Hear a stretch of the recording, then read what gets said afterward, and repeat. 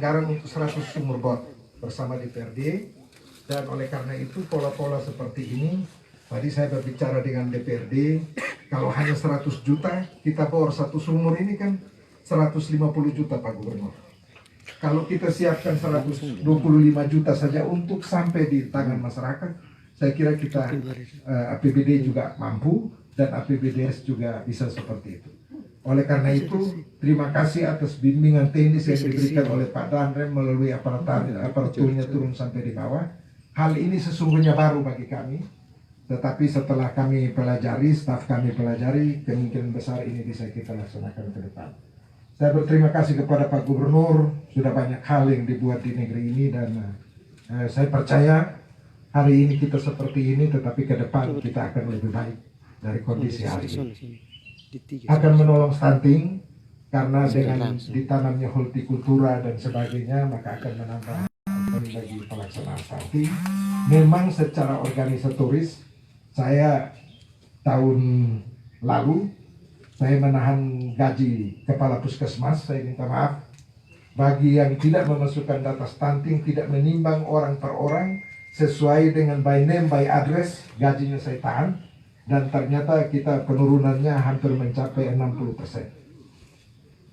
Mudah-mudahan kali ini kami bisa melanjutkan kondisi ini ke depan, sehingga memang kita perlu sedikit keras dengan bawahan, karena stunting sebetulnya sudah hampir selesai, tetapi administrasi pelaporannya itu yang tidak diikuti. Kalau hanya stunting saja kan ada dana desa, bisa kasih beras, bisa kasih apa, bisa kasih apa. Tetapi karena, terima kasih Pak Gubernur, memang organisasi penyelesaian ini kurang kita laksanakan dengan baik. Sekali lagi terima kasih Pak Gubernur, Ibu Ketua DPR, Pak Danrem, dan Pak Aslok yang sudah hadir di sini. Mudah-mudahan ini membawa motivasi tersendiri bagi pembangunan di negeri Kabupaten Kupang yang sangat kita cintai. Selanjutnya kami mohon perkenan Bapak Gubernur memberikan arahan-arahan kepada kami, karena apapun juga yang terjadi pasti kami banyak kekurangan dan kami juga membutuhkan dorongan motivasi dari Bapak Gubernur. Demikian dan terima kasih. Salam bagi kita semua. Wassalamualaikum warahmatullahi wabarakatuh. Om Santi Santi Santi Om. Namo Buddhaya. Salve. Salam sejahtera untuk kita semua. Demikian dan terima kasih.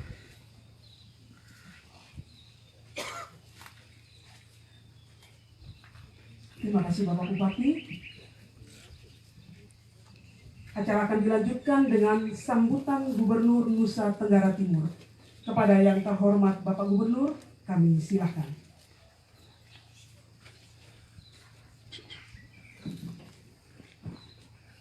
Assalamualaikum warahmatullahi wabarakatuh. Nanti Pak Camat ajar ya, yang poang selatan ini supaya bisa salam-salam begitu, itu salam nasional, bukan itu. Ini negara Pancasila, Bhinneka Tunggal Ika, dan Pancasila itu lahir di Nusa Tenggara Timur. Ditemukan bagaimana Bung Karno sebagai tokoh proklamator itu memperkenalkan Pancasila, dan dia dalam kontemplasi di Ende pada saat pembuangan di Ende, dia mampu memperkenalkan, membawa nilai-nilai Pancasila itu sebagai ideologi dasar daripada negara ini. Sekali lagi, Assalamualaikum warahmatullahi wabarakatuh. Waalaikumsalam. Salam. Salam. Salve. Salve. Om Swastiastu. Om Swastiastu. Namo Buddhaya. Namo Buddhaya. Salam kebajikan. Salam. Memang kita capek, tapi presiden saja selalu begitu. Masa kita ke bawah tidak bisa. Itu menjadi model selamat atau ucapan greeting, salam buat kita sebagai anak sebangsa dan setanah air. Yang saya hormati Pangdam 9 Udayana, dalam hal ini diwakili oleh Aslok Kodam, Kolonel Imon Panakamlasing. Ini anak timur yang sejati, otogiling pasti mati. Ini hadir beliau mewakili Pangdam. Yang saya hormati Ketua DPR Provinsi Nusa Tenggara Timur, saya hormati Danrem 161, Sakti dan seluruh jajaran, Padam Lanut, mewakili dan Lantamal, mewakili Kapolda, dan yang saya hormati Bapak Bupati Kupang dan Forkompimda Kabupaten Kupang, juga anggota DPRD Kabupaten Kupang yang hadir, Mana Timur yang mewakili dari daerah KP Ampoang hadir di sini di saat hal-hal yang berkaitan dengan masyarakat, hal yang baik, amat dan dan Ramil serta semua Polsek dan semua tokoh agama, tokoh masyarakat yang hadir pada sore hari ini. Kita bangga karena kita hadir untuk berbicara sesuatu untuk masa depan. Kalau orang bicara masa depan itu pasti harus semangat, karena itu kita akan meninggalkan legacy, meninggalkan karya kita. Pada saat kita sudah tidak ada lagi, orang akan menikmati karya kita. Dan kita terima kasih kepada Kolonel Simon Kemlasi, karena ini gerakannya sudah sekian lama. Tapi hari ini keberadaan saya sebagai gubernur, ketua DPR, Danrem, Bupati dan seluruh jajaran bukan datang meresmikan saja. Bagaimana kita mampu menyiapkan, memfasilitasi air yang sudah ada menjadi sesuatu yang berguna lebih buat masyarakat lewat teknologi pompa hidran. Tetapi bagaimana kita memperbanyak ini sehingga manfaatnya itu bisa lebih hebat. Kalau hanya datang resmikan lalu pulang, itu tidak perlu gubernur. Cukup dandim.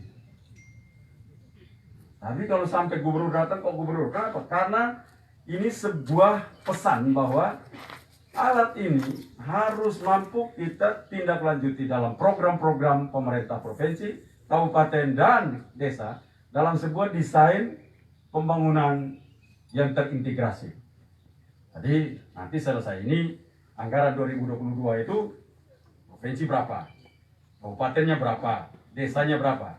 Tadi saya hitung-hitung, kalau dia 150 juta sampai dia bisa beres lari kemana-mana, kita anggap 150 juta. Provinsi umpamanya kita bagi rata 50, 50, 50, karena provinsi kan semua kabupaten, semua desa. Kabupaten ini kan desanya di situ saja. Jadi kita bagi dua, bagi rata 50, 50, 50. Nah, kalau umpama kita receh, kita anggap sampai dengan 2023 itu kita sampai 1000 desa secara provinsi, maka itu baru 150 miliar. 150 miliar itu angka yang tidak besar buat sebuah provinsi, buat kabupaten, digabung kabupaten dan desa, itu angka yang untuk bagaimana dari sana kita bisa mengintegrasikan program-program baik pertaniannya, peternakan, pertanian lahan kering tentunya kita akan bicara baik dengan pertanian. Hari ini Kadis Pertanian Provinsi ada toh? Ada ya. Kadis Peternakan ada? Ada kan? Nah, jadi dari PU untuk pengairan ada. Nah, ini buat programnya duduk bersama, umpama Kabupaten Kupang bersama langsung Bupati dengan seluruh langsung sama-sama kita bawa nanti dalam rapat dengan DPR, mumpung Ibu Ketua sudah ada di sini. Apalagi ini teknologi dikembangkan lanjutkan oleh orang TTS, harusnya Ibu Ketua tidak perlu lama-lama untuk menahan itu. Nah, jadi ini semangatnya. Karena NTT apa yang disampaikan oleh Bapak Presiden bahwa kita butuh air, NTT itu air. Nah, hidup ini kan selalu butuhnya oksigen gratis. Air kita harus urus. Ini kalau tidak ada mati. Udara tidak ada, oksigen tidak ada, mati. Lalu energi. Ini kita harus siapkan 3 ini. Yang 2, yang satunya sudah Tuhan Allah sudah kasih gratis sama kita. Tinggal 2 air ini bagaimana disiasati. Lalu energi ke depan. Kalau yang saya sebutkan terakhir ini kalau sudah ada di Nusa Tenggara Timur secara baik, maka itulah saatnya Nusa Tenggara Timur menjadi provinsi dan kabupaten serta desa yang sangat menjadi dibanggakan. Karena itu hari ini kita hadir di sini selain daripada kita meresmikan bagaimana sebuah operasional dari teknologi tepat guna, teknologi yang sederhana seperti apa tadi Pak Bupati sampaikan, orang kita di desa bisa belajar, ganti pun gampang, dan ini akan membuat masyarakat dalam mengoperasionalkannya lebih mudah. Dan bagaimana kalau umpama rusak, siapa yang tanggung jawab ini? Jadi itu rumuskan langsung. Jangan nanti kalau besok rusak, Bapak bilang, Bapak, ini pun ada orang yang ganti, jadi kami sudah senjata. Ini kita punya masalah di sini. Masalah kita ini kita hobi membangun tanpa bisa ada manage. Jadi dipiara dengan baik. Bangun kantor bupati atau bangun kantor camat, bangun puskesmas, bangunnya bagus. 1 tahun kemudian toiletnya bocor, atapnya bocor, lantainya air masuk, segala macam, tidak pernah diurus. Kamar mandi bau, ini semua. Nah, ini sebuah model yang ini kita rubah ke depan. Mindsetnya harus dirubah. Kapan hari saya baca Menteri Koordinator Maritim dan Investasi lagi mengajak orang dari luar untuk mengajar orang di Sumatera Utara membuat toilet bersih. Nah, di Toba. Ini kan sederhana. Toilet bersih itu pesan. Jadi umpama saya masuk rumah ini, nanti sebentar saya cek. Kalau saya masuk toiletnya bersih, dia kasih makan apa saja kita makan. Sudah pasti bersih. Kalau toiletnya kotor, jangan pisonto-sonto sembarang. Itu bahaya. Sama seperti saya kasih contoh. Biasa banyak orang marah saya. Saya menganalogikan begini. Kalau laki muda mau share, perempuan muda mau kawin, yang lihat di muka terlalu, lihat kuku kaki. Kalau di desa sudah mobil apa lagi. Tapi kalau dia di kota, lihat di kuku kaki bawah. Kalau kuku kaki dia kotor, lu jangan pisonto yang lain. Nah, itu kotor semua itu. Nah, itu contoh, itu analogi sederhana, tapi saya selalu membuat itu supaya orang tuh ingat bahwa kebersihan itu sesuatu yang sangat penting dan itu harus kita lakukan. Tidak ada orang yang bisa menyatakan dirinya itu sebagai manusia di saat dia kotor, tidak ada. Kotor itu tidak. Karena itu hari ini air bersih. Dia punya judul air bersih. Air bersih datang dari mana? Dari sumber yang telah disiapkan dan dibantu oleh teknologi sederhana untuk dapat dilanjutkan. Jadi teknologi dibutuhkan oleh manusia. Tanpa teknologi tidak bisa. Itu perlu. Bagaimana teknologi itu disiapkan? Tepat guna dan dapat dioperasionalkan oleh masyarakat dengan cara yang sederhana. Jadi ini kita pakai begini dulu. Dan ini sudah sangat luar biasa. Tidak perlu pakai listrik. Air kita listrik tidak ada. Sekarang tidak pakai listrik udah bisa. Nah, karena itu saya harapkan ini menjadi model. Apalagi airnya besar seperti tadi. Kita bisa tambah 2 pompa lagi di situ tidak apa-apa. Sehingga 2 pompa di situ. Jadi itu kita duduk sama-sama 2 pompa lagi. Jadi dia pergi di RT lain atau desa yang lain bisa dibawa ke sana untuk kita bisa bicara air bersih serta bagaimana melanjutkan irigasi tetes dan peternakan. Pokoknya air ini tidak boleh hanya untuk minum atau mandi. Dia juga harus untuk tanam dan piara binatang. Nah, itu dia pesan begitu. Jadi kalau umpama sampai air di mana tidak ada, kita tanda sudah. RT-nya, RW-nya, kepala desanya. Cek seluruh yang sudah dapat air begini, piara apa saja di sini. Tanam apa sudah di sini. Nah, itu bantu lewat mama pendeta, bapak pendeta, pastor, dan yang lain-lain untuk ikut berperan di dalam sebuah kerja lembaga, walaupun tidak terstruktur, nanti kita akan strukturkan. Tapi lewat momentum yang baik ini saya sudah sampaikan supaya kita bisa bersinergi. Karena tidak bisa daerah Nusa Tenggara Timur ini yang miskin model begini tidak bisa kerja sendiri. Lepas bupati kerja sendiri, lepas TNI. Kalau lepas TNI kerja sendiri, mereka kerja sekarang umpama sampai 14 atau 15. Ini karena mereka kerja sendiri. Mereka punya sumber daya manusianya banyak.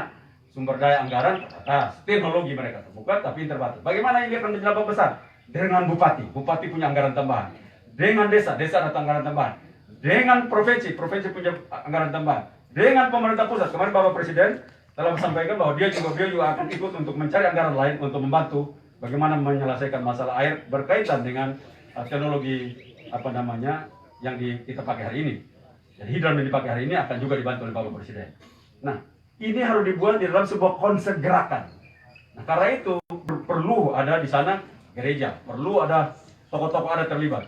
Siapa yang bertanggung jawab, umpama desa punya tanggung jawab, bila karetnya rusak, desa segera perbaiki. Yang tunggu dia sudah hancur dulu, baru menghadap bupati atau menghadap gubernur bilang kami tidak bisa lagi karena itu kepala desa pemuluh beta pukul langsung taruh memang. Mana kepala desa? Ada kepala desa di sini? Lurah, mana lurah di sini? Lurah, baik. Nah, ini ada. Jadi langsung memang, umpama kita sepakat hal-hal begini cukup di lurah toh, Pak Lurah? Bisa tidak? Nah, langsung anggarkan memang, langsung siapkan bila ini rusak jam 7 mulai kita putar. Sudah memang standby. Jadi perencanaannya harus disiapkan, Pak Bupati. Kalau Lurah kan langsung garis. Nah, langsung bilang bahwa siapkan. Oke, you punya karet ini berapa lama? Maka 2 bulan sebelum rusak sudah ada karet. Jangan kita ini macam kayak oksigen. Oksigen di Bapak karena dia sana omong nah. Kalau punya di situ siap berapa? 2. Ya 2 nih kalau orang datang 4, yang lain mati. Nah ini kita mulai NTT mulai berubah. Siapkan itu jauh sebelum. Jadi umpama ini pompa nanti dia punya karet nanti rusaknya bulan Desember, Oktober sudah ada karet di situ. Standby. Perencanaan sebuah pergantian sudah ada. Ini kita punya lemah. Kelemahan kita selalu kita menganggap remeh. Kita mulai start begini semua menggebu-gebu. Nanti kalau sudah pulang gubernur, sudah pulang bupati, sudah pulang semua, lalu tinggal sendiri. Nah, itu dia mulai rusak itu. Pakai dan rusak. Dan saya tidak suka itu. Saya sudah bilang itu saya paling tidak suka itu. Sama juga. Karena itu banyak. Menteri Keuangan saja bilang kita sangat hobi membangun, tapi jarang sekali kita mampu untuk memelihara. Nah, ini tidak boleh. Mindset ini harus kita ubah di Nusa Tenggara Timur. Kita hobi membangun, kita juga hobi untuk bagaimana menjaganya sehingga dia berkelanjutan dan berguna bagi banyak orang terus-menerus sampai kita mati. Sudah mulai lagi Bapak begini, Bapak sudah lanjut, anak ganti, cucu mati pun tetap ada terus sepanjang masa. Jangan sampai Bapak pas mati, barang tidak ada lagi. Nah itu dia punya nama pembangunan yang tidak berpikir untuk masa depan. Jadi tidak ada orang begitu yang pasti bodoh itu para pemimpin. Karena itu saya minta momentum ini biasa orang bicara tentang di atas, di bawahnya tidak urus. Saya hari ini ingatkan sekali lagi, pekerjaan-pekerjaan yang kita lakukan harus langsung berikan tanggung jawab kepada lembaga ini. Kalau kita sepakat, lembaga kelurahan atau desa, langsung kita siapkan memang, Pak Bupati, langsung disiapkan bahwa mereka punya tanggung jawab untuk bagaimana maintain. Mereka harus maintain ini dengan baik. Dan anggaran itu per tahun sudah langsung. Kalau dia rusak tiap 3 bulan, maka 1 tahun itu kita sudah siapkan anggaran untuk semuanya selama setahun itu. Sehingga mereka mampu untuk beli belanja jauh sebelum itu terjadi. Dan susahnya begini, pemerintah ini kalau masuk di DPR tunggu bolak-balik, baru soal semua. Nah kalau 1 tahun itu standby, dia menjaga memang, nanti tahun depan di sana sini soal aman. Karena kalau di DPR ini nanti dia terputar. Bolong ketok, barang soal itu. Ini kita memang tidak ada salah sana, tapi salahnya adalah perencanaan yang salah. Yang eksekutifnya tidak siap untuk bagaimana dia menyiapkan sehingga itu yang salah.